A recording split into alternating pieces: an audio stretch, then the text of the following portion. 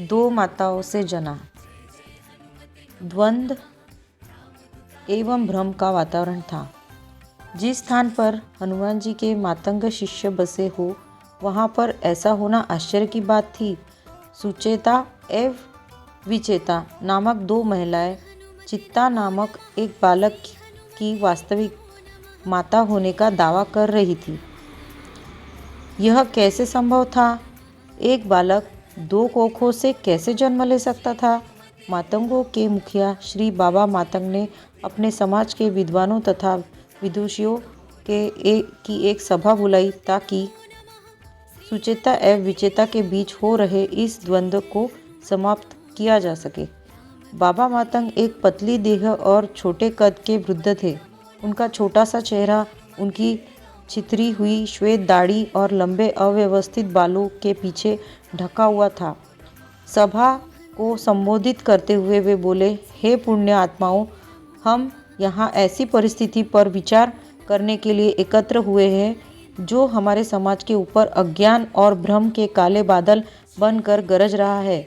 हम सभी जानते हैं कि लगभग 1 वर्ष पहले सुचेता ने चित्ता को जन्म दिया था, किंतु 2 रात्रि पहले जब अमावस्या की रात थी तब से विचेता के मन में न केवल चित्ता के प्रति वात्सल्य उमड़ पड़ा है अपितु ऐसी स्मृतियाँ भी पनप गई है जिनके अनुसार उसने चित्ता को जन्म दिया था और चित्ता के मन में से अपनी वास्तविकता माता सुचेता के प्रति लगाव पूर्णतः सूख चुका है। अब वह विचेता को अपनी माता मानने लगा है। सुचेता को संदेह है कि विचेता ने वशीकरण तंत्र मंत्र के द्वारा उसके पुत्र चित्ता को वश में कर लिया है। सुचेता का तर्क है कि विचेता का निसंतान होना इस अपराध की अभिप्रेरणा बना है। बाबा मातंग का वक्तव्य और विशेषतः अंतिम 2 वाक्य सुनकर सभा में सबसे आगे व्याकुल अवस्था में बैठी विचेता फूट फूट कर रोने लगी। बड़े बड़े आंसू उसकी लाल आंखों से निकलकर चित्ता नामक बालक पर वृष्टि करने लगे। चित्ता को वह अपनी छाती से कस कर चिपकाए बैठी थी। बाबा मातंग एक अनुभवी वृद्ध थे। सभी प्रकार के प्रकट अप्रकट भावनाएं उन्होंने अपनी जीवन में देखी थी। उनका अनुभव यह स्पष्ट बता रहा था कि विचेता के आंसू सच्चे थे। उनका हृदय कह रहा था कि विचेता ने कोई अपराध जानबूझकर तो कदापि नहीं किया था, परंतु जिस उच्च आसन पर वे विद्यमान थे वह उन्हें हृदय के आधार पर निष्कर्ष निकालने की अनुमति नहीं देता था। न्याय और निष्पक्षता में एक विशेष कठोरता होती है। उसी कठोरता को अपनी वाणी में लाने का प्रयास बाबा मातंग ने किया, किंतु उनकी वाणी से कठोरता नहीं निर्दयता प्रवाहित होने लगी। वे बोले, हे विचेता, आपके अश्रु आपके निरपराध होने का प्रमाण नहीं हो सकते। साक्षी है सभी मातंग जो परम सत्य के मार्ग पर चलते हैं। साक्षी है उस वन के सभी पशु पक्षी जो मातंगों के सहचर है। साक्षी है सभी दिशाएं जो भौतिक जीवन में हमारी सभी गतिविधियों का लेखा जोखा रखती है। साक्षी है वायु जो हमारे भीतर और बाहर विद्यमान है। साक्षी है प्रकाश की किरणें जो इस संसार को प्रकाशमान करती है। साक्षी है सारा नश्वर संसार इस बात का कि सुचेता ने चित्ता को अपने गर्भ से जन्म दिया था। हम सभी ने सुचेता को चित्ता का पालन पोषण करते देखा है। 2 दिवस पहले तक वह चित्ता को स्तनपान करा रही थी। हे विचेता, आपने ऐसा क्या तंत्र मंत्र किया है कि चित्ता अब आपकी गोदी से नीचे नहीं उतर रहा? आप किसी के बच्चे को कैसे चोरी कर सकती हो? स्मरण रहे, हनुमान जी सब देख रहे हैं। वे यहाँ नहीं हैं, परंतु उनकी दिव्य दृष्टि आपके कृत्य देख रही है। ऐसा पाप न करो विचेता। इससे पहले कि प्रकृति के कठोर नियम अपना न्याय करे और आपको कठोर दंड दे, इससे पहले कि कर्म के विधान आपको प्रताड़ित करना आरंभ करे, अपने तंत्र मंत्र को वापस ले लो और चित्ता को उसकी वास्तविकता माता सुचेता के पास जाने दो। तत्वतः बाबा मातंग ने कुछ अनुचित नहीं कहा था। सभी उनके संदेश से सहमत थे, किंतु उनकी वाणी विचेता की लगातार बढ़ती जा रही रुदन ध्वनि की पृष्ठभूमि में अत्यंत निष्ठुर जान पड़ी। उनकी पत्नी श्रीमती माता मातंग, जो उनके पार्श्व में स्थित उच्च आसन पर विराजमान थी, उनकी ओर एक निंदात्मक दृष्टि डालते हुए नीचे उतरी और विजेता के पार्श्व में आकर बैठ गई। उसे सांत्वना देते हुए उन्होंने पहले उसकी पीठ सहलाई और तत्पश्चात उसके कंधे पर अपना स्नेही हाथ रखा। जय हनुमान। माता मातंग का सहारा पाकर विजेता के हृदय को शीतलता मिली और उसका रुदन स्वर क्षीण पड़ गया। वह बोली, मैं सत्य कह रही हूँ, मैंने ही चित्ता को जन्म दिया था। मैं ही पहले दिन से उसे स्तनपान करा रही हूँ। मैंने ही उसे भयानक वन के सभी संकटों से बचा कर रखा है। आप सब मेरा परिवार है। आप जन मेरे विरुद्ध क्यों हो गए हो? माता मातंग, आप बोलती क्यों नहीं? क्या आप चित्ता को के जन्म के समय उपस्थित नहीं थी? कुछ मास पहले की ही तो बात है। आप कैसे विसार सकती है वह दिन? और बाबा मातंग, चित्ता के जन्म के 7वें दिन आपने ही तो सभी अनुष्ठान किए थे।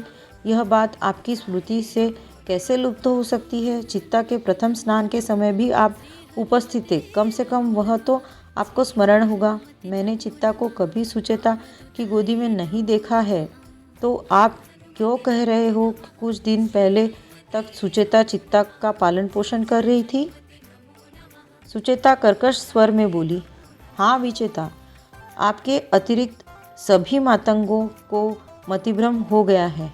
हे मूर्ख, अब भी समय है। चेत में आ जा और मुझे अपना पुत्र वापस कर दे।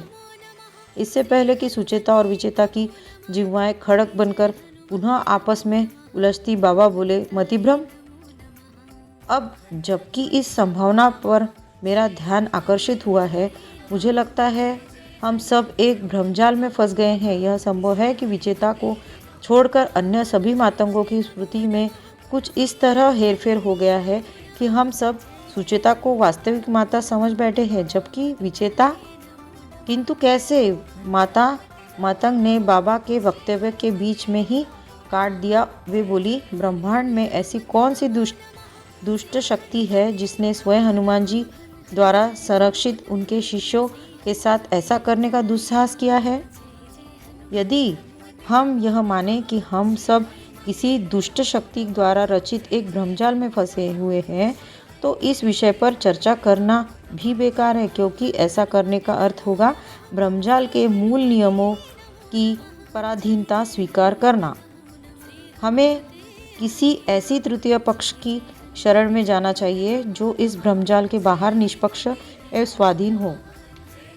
बाबा मातंग पश्चिमी पहाड़ियों के पीछे क्षितिज में अस्त हो रहे सूर्य की ओर देखते हुए बोले। बाबा के इस तर्क को सुनकर विजेता की रुदन सिसकियां क्षीण होते होते मात्र हिचकियां रह गई। सुचेता पर उनके तर्क का विपरीत प्रभाव पड़ा। वह झल्लाते हुए बोली, नहीं, मैं किसी भ्रम से ग्रस्त नहीं हूँ। मैं ही चित्ता की वास्तविक माता हूँ। मतिभ्रम से ग्रस्त व्यक्ति भी ऐसा ही बोलेगा कि वह किसी भ्रम में नहीं है। बाबा विनम्रता से बोले, अंधकार की पहचान करने के लिए पहले प्रकाश से परिचय होना आवश्यक है, अन्यथा हम अंधकार को ही प्रकाश मान बैठते हैं। जैसे कि मैंने कहा, चर्चा का कोई औचित्य नहीं है। मैं अपने पूर्वजों से विचार विमर्श करने जा रहा हूँ जो अतीत में निवास करते हैं। मुझे पूर्ण विश्वास है कि वे इस विषय पर निष्पक्षता से विचार कर सकते हैं और हमें बता सकते हैं कि इस द्वंद्व और भ्रम का मूल क्या है। सूर्य अस्त हो रहा है, दिन पूर्ण होने का है, रात्रि जो पूर्वजों से संपर्क साधने का सबसे उचित समय शीघ्र ही इस धरा का आलिंगन करने वाली है। मुझे बिना समय नष्ट किए पहाड़ी के शिखर पर पहुंचना चाहिए। बाबा के तर्क ने सुचेता को भ्रम में फंसे होने का संभावना को स्वीकार करने का बाध्य कर दिया। हिचकिचाते हुए उसने निवेदन किया, बाबा, क्या मैं भी आपके साथ आ सकती हूँ? भ्रमजाल में फंसे होने की संभावना का विचार मेरे मन को आतंकित कर रहा है। ठीक है, बाबा बोले, किंतु यदि आप आ रही हो तो विजेता को भी आना चाहिए। मेरे लिए आप दोनों एक समान हो। विजेता ने दृष्टि मात्र से एक प्रश्न पूछा, जिसके उत्तर में बाबा बोले, हाँ, आप चित्ता को भी साथ ले सकती हो। जय हनुमान। लगभग 2 घंटे की थका देने वाली किंतु आशापूर्ण चढ़ाई के पश्चात वे पहाड़ों के शिखर पर स्थित इस चट्टान की तलहटी में पहुंच गए, जिसे मातंग पूर्वजों की चट्टान के नाम से पुकारते थे। चूँकि मातंग इस चट्टान पर प्रायः रात्रि के समय आते थे, उन्होंने उसके ऊपर छोर में एक कुंडली तराश रखी थी, जिसमें रस्सी अटकाकर सहजता से चढ़ाई की जा सकती थी। किंतु उस शाम जब बाबा ने रस्सी का एक सिर ऊपर की ओर फेंका, दूसरा सिरा जो उनके हाथ में रहना चाहिए था फिसल गया। घने अंधकार में उन्हें अपने हाथ से दिखाई नहीं दे रहा था। ये मानकर कि रस्सी का एक सिरा ऊपर चट्टान की कुंडली में अटक गया होगा और रस्सी लटक गई होगी, उन्होंने कदाचित लटकती हुई रस्सी को ढूंढने के लिए इधर उधर हवा में हाथ मारे। पूर्वजों से संपर्क साधने हेतु आए मातंग श्री शीघ्र ही चट्टान की तलहटी पर हताश होकर बैठ गए। बाबा वापस अपने डेरे में जाने का मन बना रहे थे कि उन्होंने अपने आँखों के सामने रस्सी झूलती हुई दिखाई दी।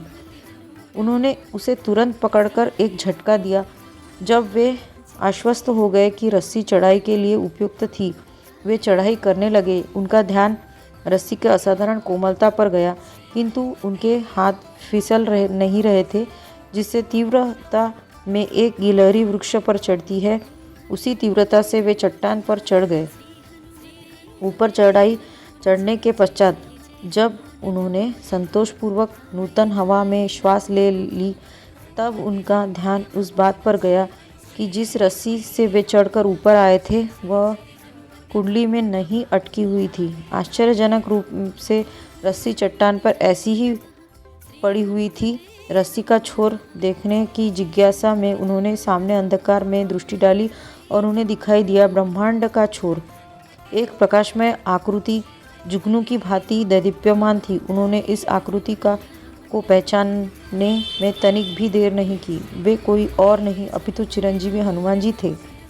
जय श्री राम, जय हनुमान। जिस वस्तु के सहारे बाबा मातंग चट्टान पर चढ़े थे, वह कोई रस्सी नहीं थी, वह तो हनुमान जी की पूंछ थी। वे चट्टान के ऊपर ध्यान मुद्रा में विराजमान थे। एक शाश्वत तेजोमंडल उनके दिव्य मुख को शोभित कर रहा था। उनकी मुस्कान से एक विचित्र आभा स्फुरित होकर अंधकार से घुल सी रही थी। बाबा मातंग को जैसे सोने की खान मिल गई थी।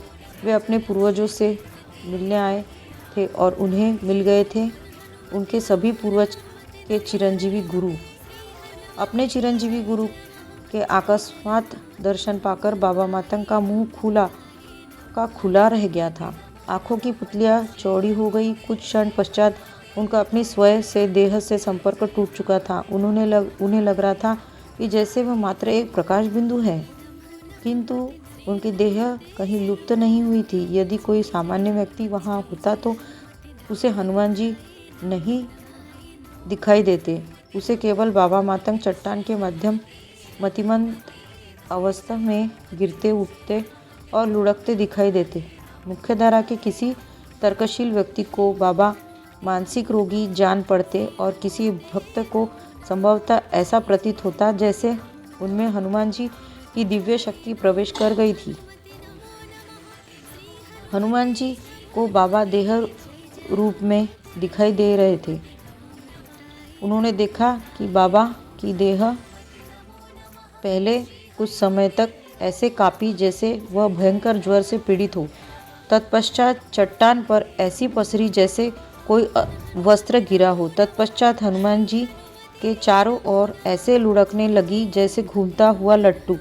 नश्वर देह किसी अनश्वर शक्ति के समीप कैसे व्यवहार करेगी, कोई नहीं बतला सकता। कुछ क्षण की इस भ्रांतचित्त गतिविधि के पश्चात बाबा मातंग हनुमान जी के चरणों में साष्टांग नमस्कार की अवस्था में स्थापित हो गए। रात्रि के सन्नाटे में चट्टान पर गिर रही उनकी आंसुओं की बूंदे की ध्वनि स्पष्ट सुनाई दे रही थी। उठो बाबा, हनुमान जी का स्नेहिल आदेश हुआ। स्नेह जताते हुए हनुमान जी स्वयं नीचे झुके और बाबा के कंधे को स्पर्श करके उन्हें उठाया। बाबा न केवल शारीरिक रूप से खड़े हुए अपितु मानसिक रूप से भी वे अपने देह में लौट आए। देखा कि सुचेता, विचेता और चित्ता भी उनके पार्श्व में खड़े हैं तो उन्हें चट्टान पर आने का उद्देश्य स्मरण हो गया। कोई शब्द उन्हें नहीं सूझा तो वे आदरपूर्वक सिर झुकाकर खड़े रहे। वे प्रतीक्षा करने लगे कि हनुमान जी उनके मन के विचारों को पढ़कर स्वयं ही वार्ता प्रारंभ करें। अपने विचारों को मस्तिष्क पटल पर लाने के लिए वे सोचने लगे कि कैसे सुचेता और विचेता के बीच में द्वंद्व के चलते वे यहाँ तक भूल चुके थे कि उनके इष्टदेव एवं गुरु हनुमान जी का आगमन पिछले कई माह से अपेक्षित था। हनुमान जी को उन्होंने पिछली बार 4 दशक पहले देखा था, जब वे 41 वर्ष पश्चात पुनः आने के वचन के साथ विदा हुए थे। वह कोई सामान्य वचन नहीं था, वह चिरंजीवी हनुमान का चिरकालिक वचन था जिसे वे सदियों से पूरा करते आ रहे थे। मातंग समाज जंगल में अपना स्थान बदलता रहता है, परंतु वे कहीं भी हो, हनुमान जी हर 41 वर्ष पश्चात उनसे मिलने आते हैं। जय हनुमान। बाबा मातंग ऐसे लघुकाय अनुभव कर रहे थे जैसे उनकी काया से सहस्त्रों अशुद्धियाँ निकल गई हो। जब हनुमान जी की चुप्पी उन्हें भारी लगने लगी तो वे यजमान की भूमिका धारण करते हुए बोले, हे देव, हम नश्वर मनुष्य के डेरे में आपका स्वागत है। मैं मातंग समाज की ओर से आपका आभार प्रकट करता हूँ। मैं जितना धन्यवाद करूँ उतना कम है। हम धन्य हैं कि आप पधारे हैं। हनुमान जी के शांत मुख पर एक व्यापक मुस्कान उभर आई। अपनी रहस्यमय वाणी में वे आनंदपूर्वक बोले, मुझे लगा कि आप जन मेरे पास आए हो, न कि मैं आपके पास। बाबा मातंग को भान हुआ कि हनुमान जी ने अनुवाणी आरंभ कर दी थी। ज्ञान की गंगा बहने शुरू हो गई थी। सच ही तो था, 41 वर्ष की साधना करते हुए मातंगों ने स्वयं को इस योग्य बनाया था कि वे हनुमान जी से मिल सके। अतः वे साधना पथ से होते हुए हनुमान जी के पास पहुँचे थे। न उस पर्वत में कुछ विशेष था और न ही उस स्थान में। उस स्थान पर मातंगों के सिवाय यदि कोई पहुँच भी जाता तो उसे हनुमान जी दिखाई नहीं देते। उनके दर्शन के लिए साधना का पथ पार करना आवश्यक था, न कोई पर्वत पथ। सत्य है देव, आध्यात्मिक दृष्टिकोण से हम आपके पास आए हैं और आज भौतिक रूप से भी हम ही इस पहाड़ी को चढ़कर आपके पास आए हैं चित्ता की समस्या का उपाय ढूंढने। चित्ता तो आनंद में है, उसे क्या समस्या हो सकती है? हनुमान जी चित्ता की ओर देखते हुए बोले, चित्ता अपनी माता विचेता के आंचल में आनंद में है। देव, सुचेता उसकी वास्तविक माता है, विचेता नहीं। बाबा बोले, किसी और का तो पता नहीं, बाबा अवश्य आनंद में थे। दशकों पश्चात यह पहली बार था कि वे किसी संकट को सुलझाने के भार से मुक्त थे, स्वयं संकटमोचन जो वहाँ उपस्थित थे। जय हनुमान। हनुमान जी बोले, बाबा, हम इस बात का निर्णय कैसे कर सकते हैं कि चित्ता की माता कौन है? जिससे चित्ता को आसक्ति है वही उसकी माता है। इतनी बड़ी समस्या का इतना साधारण उपाय कैसे हो सकता है बाबा? बाबा के मन में एक विचित्र खींच उमड़ पड़ी। ऐसा बाबा ने कहा कि इतनी बड़ी समस्या का इतना साधारण उपाय कैसे हो सकता है? एक विचित्र खींच उमड़ पड़ी बाबा के मन में। उसको छुपाते हुए वे बोले, देव, चित्ता तो एक छोटा बच्चा है। हम उस पर यह निर्णय कैसे छोड़ सकते हैं कि उसकी माता कौन है? उसे वशीकरण के माध्यम से भ्रमित भी तो किया जा सकता है। छोटा बच्चा, मेरी पूंछ की ओर देखो बाबा, क्या यह अब छोटी प्रतीत नहीं हो रही है? मेरी पूंछ की ओर देखो बाबा, क्या यह अब छोटी प्रतीत नहीं हो रही है? किंतु यह छोटी सी पूँछ कुछ क्षण पहले लंबी थी। इसी पूँछ की सहायता से आप उस ऊंची चट्टान पर चढ़े हो। हनुमान जी अपनी पूँछ को हवा में उछालते हुए बोले, थोड़ी देर पहले जब पहाड़ पर बाबा मातंग और ये दो स्त्रियां चढ़ रही थी, उस वक्त वो जो रस्सी है वो उस छोर से बंधी नहीं थी। तो कुछ देर पहले हनुमान जी ने अपनी पूँछ लंबी करके इन सभी लोगों को ऊपर चढ़ाया। तो ये हनुमान जी कहते हैं। हनुमान जी अपनी पूँछ को हवा में उछालते हुए बोले, बाबा को अपनी त्रुटि की पहचान हुई तो बुदबुदाए, क्षमा करे देव, चित्ता छोटा बच्चा नहीं है, वह एक आत्मा है जो पहले कई जन्म जी चुका है, इसलिए वह उतना ही बड़ा है जितना मैं अथवा अन्य कोई मातंग जन। परंतु मेरे कहने का अर्थ था कि बाबा का ध्यान भटक गया क्योंकि बालक चित्ता उच्च स्वर में हंसने लगा था। कारण था हनुमान जी की पूँछ जो हास्यजनक रूप से सिकुड़ एवं बढ़ रही थी। हनुमान जी भी मंद मंद मुस्कुरा रहे थे। बालक चित्ता के ठट्ठों के स्वर शीघ्र ही एक विशेष भाषा के शब्दों में परिवर्तित हो गए। बाबा को लगा कि उन्होंने एक नवीन भाषा सीख ली थी, बाल ठट्ठों की भाषा। चित्ता अपने बाल ठट्ठों के माध्यम से अपने पूर्व जन्म की कथा कह रहा था। मैं एक साधु था, परमात्मा की खोज में भटक रहा था। हिंदुओं के देश भारतवर्ष में काल और स्थान का बोध मैं कब का खो चुका था। परम सत्य को पाने की इच्छा में मेरे भीतर भमक रही थी। एक बार भपक आ रही थी और एक बार की बात है, तीव्र पिपासा से ने मुझे इंद्रिय बोध करने पर बाध्य कर दिया। मुझे बोध हुआ कि मैं सुदूर किसी गांव की ओर जाने वाली डगर पर नंगे पांव चला जा रहा था। डगर के दोनों एवं फसलों से लहलाते खेत, प्रचंड गर्मी की दोपहरी थी। जिस धरती पर मैं चल रहा था वह उतनी उष्ण थी कि उस पर भोजन पकाया जा सकता था। मेरी कठोर तपस्या से मेरी देह प्यास झेलने में अभ्यस्त थी। सामान्य प्यास का तो मुझे पता भी नहीं चलता था। मेरे मस्तिष्क द्वारा पानी पीने की चेतावनी देना इस बात का संकेत था कि मेरे देह तंत्र में पानी की एक बूंद भी शेष नहीं बची थी। मेरे मन में स्वाभाविक विचार यही आया कि मुझे अपने तीव्र पिपासा को माया की एक नई चुनौती मानकर हराना चाहिए। मुझे यह अपनी आध्यात्मिक शक्ति बढ़ाने का अवसर जान पड़ता था, किंतु किसी कारण से मैंने इस विचार को किनारे पर कर दिया। जल की खोज करने लगा। कदाचित देह की आवश्यकता मन की दृढ़ता पर भारी पड़ गई थी। मैंने आसपास दृष्टि घुमाई तो किसी अन्य मानव के दूर दूर तक कोई न होने के कोई चिन्ह दिखाई नहीं दिए।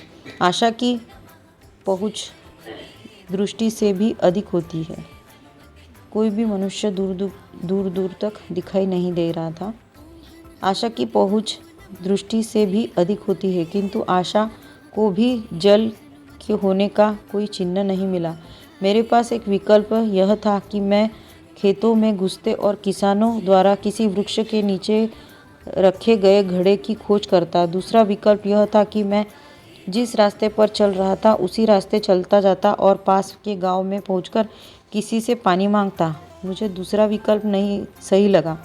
खेतों में लहलहा रही फसलों के बीच कहीं अचेत होकर गिर जाता था और मुझे कोई देखने संभालने वाला नहीं होता। यदि गांव के रास्ते पर चलते हुए अचेत हुआ तो भी कोई पथिक मेरे सुध ले लेगा, ऐसा सोचकर मैं आगे बढ़ता चला गया। कृपा हो प्रभु की। गांव में घुसने से पहले ही फिरनी पर मुझे एक घर दिखाई दिया। घर क्या था? एक गोबर से पुती हुई और घास फूस की छत से ढकी झोपड़ी थी। उस झोपड़ी के सामने एक आंगन था। केवल एक वृक्ष पूरे आंगन में छाया दे रहा था। वृक्ष के नीचे चारपाई पर एक बालक लेटा था। उसकी आंखें खुली थी, मानो वह पेड़ की पत्तियां गिन रहा था। उस बालक की कल्पना के संसार में अतिक्रमण करने का कोई मंशा नहीं थी। उस बालक की कल्पना के संसार में अतिक्रमण करने की मेरी कोई मंशा नहीं थी। खेदपूर्ण स्वर में मैंने निवेदन किया, हे बालक, क्या पीने के लिए पानी मिल सकता है? तो दोस्तों, अभी तो हम यहीं पे समाप्त करते हैं और नेक्स्ट एपिसोड आपको जल्दी ही मिलेगा। आप मेरे साथ बने रहिए। जय श्री राम, जय हनुमान।